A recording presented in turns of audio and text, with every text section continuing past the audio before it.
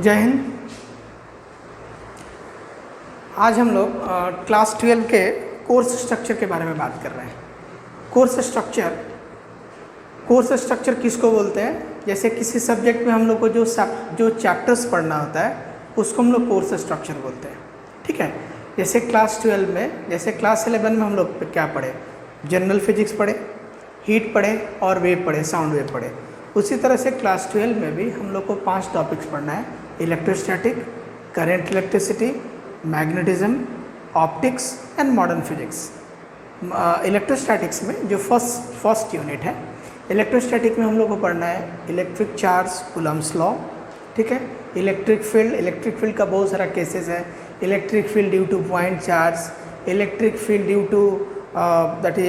Due to point charge, फिर electric dipole, फिर electric field due to dipole at an axial line, at an equatorial line. ठीक है, फिर electric field at any point, फिर electric field due to circular loop और that is circular loop और ring और coil, फिर torque acting on a dipole in uniform electric field and electrostatic potential energy stored in A dipole in uniform electric field. ये electric field का portions है।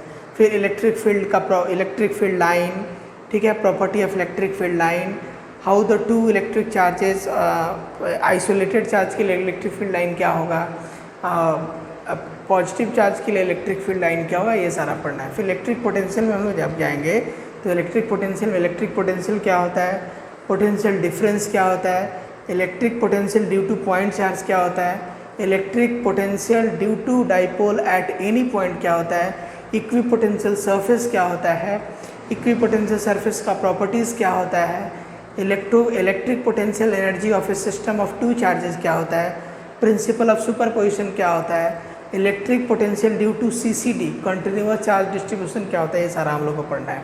ठीक है, फिर हम लोग को गॉस थ्योरम में जाएंगे। गॉस थ्योरम में पहला टॉपिक्स हम लोग पढ़ेंगे area vector, then electric flux, then Gauss law और गॉस थ्योरम। गॉस थ्योरम का 5 एप्लीकेशंस है: electric field due to uniformly distributed line charge, electric field due to flat sheet of charge, electric field due to two plane parallel sheet of charge, electric field due to uniformly charged hollow sphere, electric field due to uniformly charged solid sphere and with the help of मतलब Gauss theorem को use करके हम लोग को Coulomb's law derive करना है। इस तरह से 5 हम लोग के पास में इसका एप्लीकेशंस है। फिर उसके बाद हम लोग कैपेसिटेंस में जाएंगे। तो कैपेसिटेंस में हम लोग जाएंगे, दैट इज़ कैपेसिटेंस क्या होता है, पैरेलल प्लेट कैपेसिटर क्या होता है, फिर कैपेसिटर को हम लोग सीरीज़ में कैसे कनेक्ट करते हैं, पैरेलल में कैसे कनेक्ट करते हैं। ठीक है, फिर हम लोग जब करंट इलेक्ट्रिसिटी जब सेकेंड यूनिट में जाएंगे तो करंट इलेक्ट्रिसिटी में हम लोग पढ़ेंगे Ohm's law, electric current, direction of current, cause of current. Current direction भी होता है और उसमें मैग्नीट्यूड भी होता है, लेकिन इसको हम लोग वेक्टर ऐसे नहीं मानते, स्केलर मानते हैं। क्यों ऐसा होता है? ठीक है, फिर ड्रिफ्ट वेलोसिटी क्या होता है, रेजिस्टेंस को सीरीज में जोड़ेंगे, रेजिस्टेंस को पैरेलल में जोड़ना है। सुपर कंडक्टिविटी क्या होता है, कंडक्टेंस क्या होता है, रेजिस्टेंस क्या होता है, कंडक्टिविटी क्या होता है, रेजिस्टिविटी क्या होता है, ओम्स लॉ क्या होता है। ओम्स लॉ को हम लोग माइक्रो फॉर्म में कैसे लिखते हैं, J equal to sigma into current density equal to current conductivity into electric field क्या होता है। ठीक है, उसके बाद कलर कोड, कार्बन रेजिस्टेंस का कलर कोड क्या होता है, ये सारा चीज़ हम लोग को पढ़ना है। फिर temperature coefficient of resistance, alpha positive कब होगा, नेगेटिव कब होगा, जीरो कब होगा, उसका एग्जाम्पल्स क्या वो पढ़ेंगे हम लोग। फिर जूल्स लॉ में हम लोग पढ़ेंगे electric that is electrical work done, H equal to I square R T. फिर electrical power, kilowatt hour क्या होता है, सेफ्टी फ्यूज़ क्या होता है। ठीक है, ये सारा चीज़ हम लोग पढ़ेंगे। जूल्स लॉ बहुत ही छोटा चैप्टर्स है। फिर उसके बाद हम लोग क्रिचॉफ्स लॉ में हम लोग 2 लॉ पढ़ेंगे। क्रिचॉफ्स करंट लॉ, जिसको KCL बोलते हैं, जिसको फर्स्ट लॉ बोलते हो, या जिसको जंक्शन लॉ बोलते हो। सेकेंड लॉ जिसको बोलते हैं क्रिचॉफ्स वोल्टेज लॉ, और क्रिचॉफ्स वोल्टेज लॉ बोलते हैं, या उसको KVL बोलते हैं, या सेकेंड लॉ बोलते हैं, उसी को लूप लॉ बोलते हैं। फर्स्ट लॉ जो होता है वो law of conservation of current charge पे डिपेंड करता है, और second law of conservation of energy पे डिपेंड करता है। पोटेंशियोमीटर क्या होता है, पोटेंशियोमीटर और वोल्टमीटर में डिफरेंसेस क्या होता है। पोटेंशियोमीटर ब्रिज क्या होता है, व्हीटस्टोन ब्रिज क्या होता है, दो बैटरी के ईएमएफ को कैसे कंपेयर करेंगे, बैटरी के इंटरनल रेजिस्टेंस को कैसे डिटरमाइन करेंगे, कैसे कैलकुलेट करेंगे, ये हम लोग किरचॉफ्स लॉ इन पोटेंशियोमीटर में पढ़ेंगे। जब हम लोग थर्ड यूनिट में जाएंगे, मतलब मैग्नेटिज्म में जाएंगे, तो मैग्नेटिज्म हम लोग को पढ़ना है magnetic effect of current and magnetism, फिर moving charges in electric field and magnetic field, फिर magnetism of earth and magnetic material, ये मैग्नेट में पढ़ना है। फिर उसी में पढ़ना है इलेक्ट्रोमैग्नेटिक इंडक्शन, जिसको शॉर्ट में EMI बोलते हैं, फिर ऑल्टरनेटिंग करंट जिसको AC हम लोग बोलते हैं। क्लियर है? फिर उसके बाद हम लोग इसमें जो इलेक्ट्रोमैग्नेटिक वेव क्या होता है, इलेक्ट्रोमैग्नेटिक वेव का नेचर ट्रांसवर्स होता है, तो उसको प्रूव करके दिखाना है। फिर इलेक्ट्रोमैग्नेटिक वेव का प्रॉपर्टीज़ क्या होता है, फिर cosmic rays, gamma rays, X rays, ultraviolet rays, visible rays, infrared, microwave, radio wave, ये इलेक्ट्रोमैग्नेटिक स्पेक्ट्रम में हम लोग अरेंज करते हैं। जब हम लोग किसी इलेक्ट्रोमैग्नेटिक वेव को उसके इंक्रीजिंग वेवलेंथ और डिक्रीजिंग फ्रीक्वेंसी के बेस पर हम लोग जब अरेंज करते हैं, तो उसको हम लोग बोलते हैं इलेक्ट्रोमैग्नेटिक स्पेक्ट्रम। तो उसमें क्या क्या आता है, cosmic rays, gamma rays, starting from top to bottom, cosmic rays, gamma rays, X rays, ultraviolet rays, infrared, microwave, radio waves.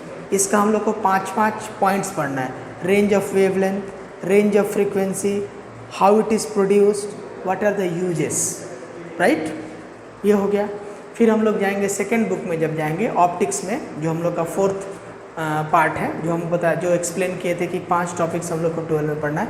Optics that is light, reflection of light क्या होता है, रिफ्लेक्शंस ऑफ लाइट क्या होता है, mirror formula क्या होता है, mirror lens formula क्या होता है, रिफ्रैक्शन थ्रू स्फेरिकल सर्फेसेस कैसा होता है, ऑब्जेक्ट के पोजीशन को चेंज करेंगे तो इमेज का पोजीशन मिरर में और लेंस में कैसे चेंज होता है, कॉनकेव का नेचर कन्वर्जिंग कैसे होता है, कॉन्वेक्स का डाइवर्जिंग कैसे होता है।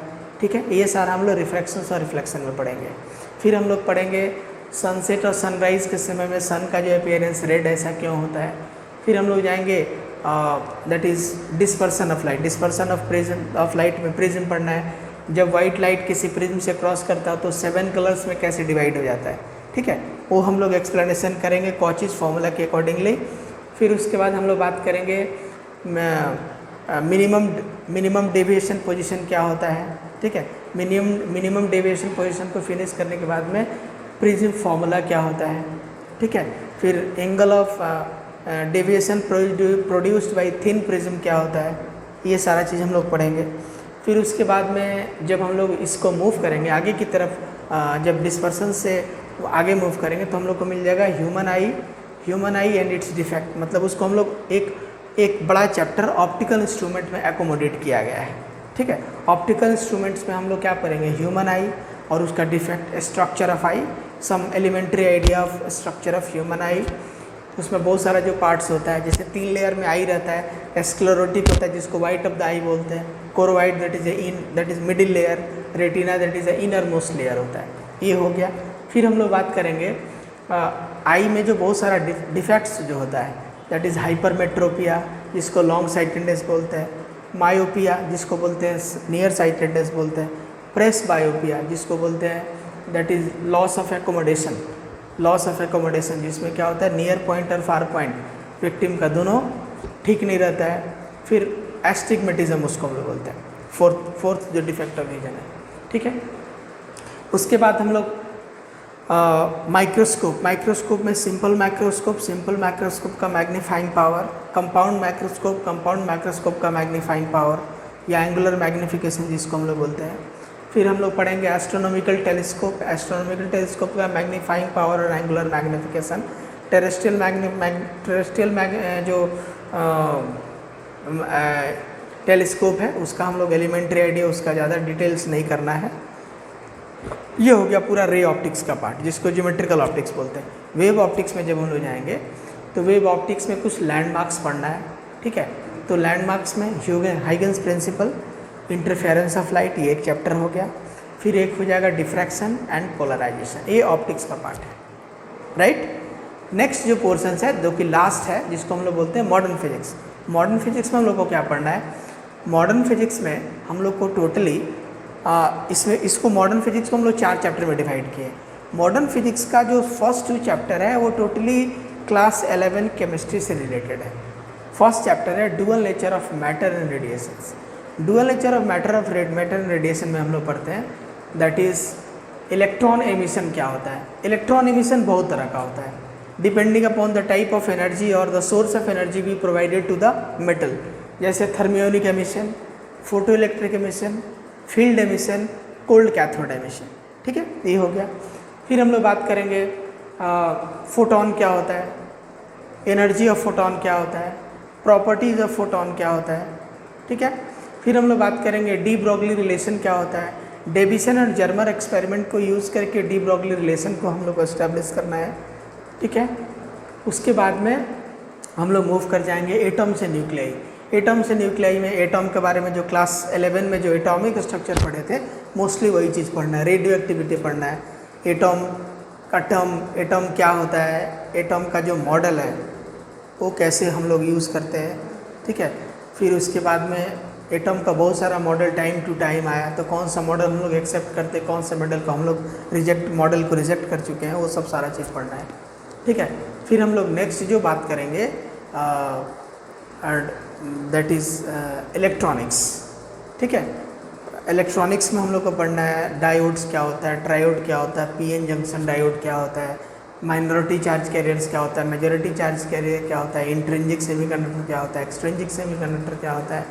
ठीक है, इसके अलावा इंट्रिंसिक और एक्सट्रिंसिक सेमीकंडक्टर के अलावा जो उसमें हम लोग को पढ़ना है that is current carriers in intrinsic semiconductor, current extrinsic semiconductor, और टेम्परेचर बढ़ने से सेमीकंडक्टर क्या होते हैं, टेम्परेचर डिपेंडेंट होते हैं, लेकिन मेटल क्या होता है, टेम्परेचर इंडिपेंडेंट होता है। ये सारा चीज़ हम लोग को पढ़ना है। और डायोड्स और ट्रांजिस्टर में एनपीएन पीएनपी ट्रांजिस्टर्स को हम लोग को पढ़ना है। और कुछ कॉमन एमिटर, कॉमन बेस और कॉमन कलेक्टर में सिर्फ हम लोग को कॉमन एमिटर कन्फिग्रेशन हम लोग को पढ़ना है। Communication system is totally deleted, communication system को पूरा सिलेबस से हटा दिया गया है। ठीक है, नेक्स्ट क्लास हम लोग क्लास 12 का जो फर्स्ट चैप्टर से हम लोग स्टार्ट करेंगे इलेक्ट्रोस्टैटिक्स का। ठीक है, so wait for the new video and subscribe my YouTube channel. Thank you, Jai Hind.